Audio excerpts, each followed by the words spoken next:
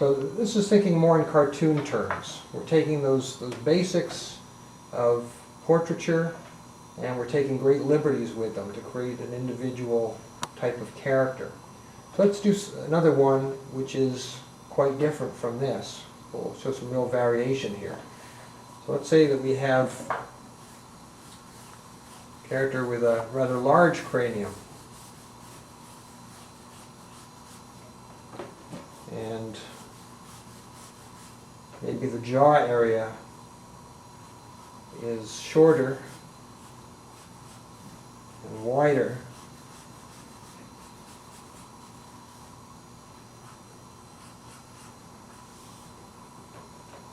So now we've got a character who's almost taking on sort of baby proportions with that sort of large cranium size and tiny little jaw area. It doesn't have to be a baby though, it doesn't have to be a young character, but that would be sort of a typical formula for that. Actually, let's make this a female character too. So let's say that she's got, so I want to continue this grid line down the shape of the jaw we've established. So now we start placing the features. So think of the line that the eyes are placed on. Instead of being close set like this fellow up here, let's say that this girl's eyes are further apart. So think of the distance between them, first of all. And make them quite large, definite shape to them. We're always thinking of the perspective that we're building on. Seeing a little bit more of this eye because it's closer to us. This one is kind of rounding the surface of her face, a little bit narrower. Let's see, her nose. Let's say she's got sort of a turned up little nose like this. Very close to where the bottom of the eyes are. It's not a great distance like on this fellow. And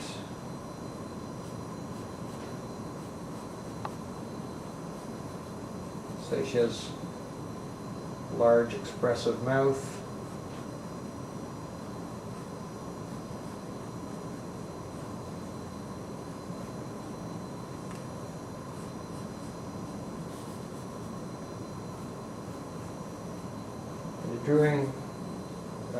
Drawing cute girls, you want to emphasize the size of the pupils too. So make them a lot larger.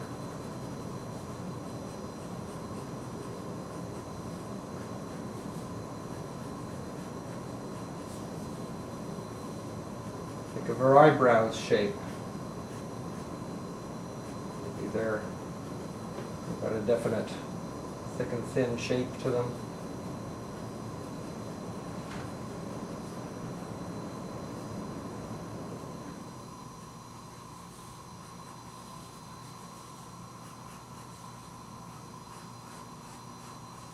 Refine the shape of her jaw now that I've got her features placed.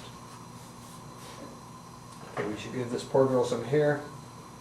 Think of the way the hair fits on the head.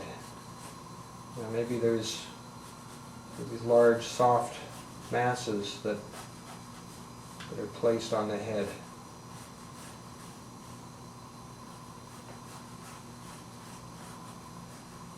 You can always think of hair in terms of the large, simple forms, and then add your detail later.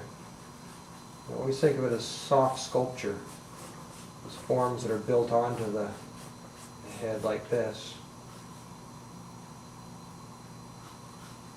With how it would come out on the other side to match that. And then you can start to separate the hair into different strands, give it a bit of simple texture. Not too much though, you don't want to overdo it.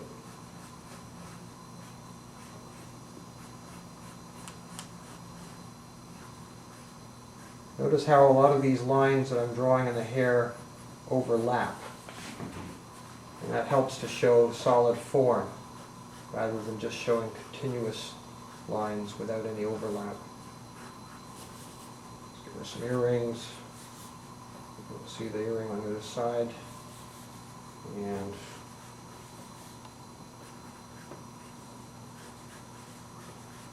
collar there. Notice how even when I'm drawing the collar, I'm thinking of how it wraps around the neck form.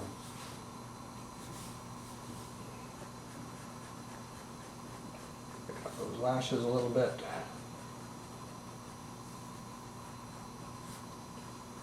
So there we have two very different approaches to drawing cartoon heads. We're thinking of three things really. When you're placing the features, you want to think of first of all the relative placement. Think of how far apart the eyes are, how close they are to the nose, just all the placement of the features in relation to each other. Second thing you want to think of is the size of the features. Does the character have large eyes like this girl, small eyes like this fellow, large nose like this guy, and this girl has a very small nose. So you want to think of the size of the features, the size of the jawline, the size of the cranium. And thirdly, you want to start thinking of the specific shape. And once you establish the size, think of what shape that nose is or that mouth is. And this will give you an infinite amount of variety in your character designs. And the more you play with these three factors, the more entertaining your characters can be, instead of always looking very average like this simple portrait here. You don't want all your characters looking the same. The eye likes variety, and so by thinking of these three factors when you're drawing, you're going to give the eye some variety. So that's it for this lesson.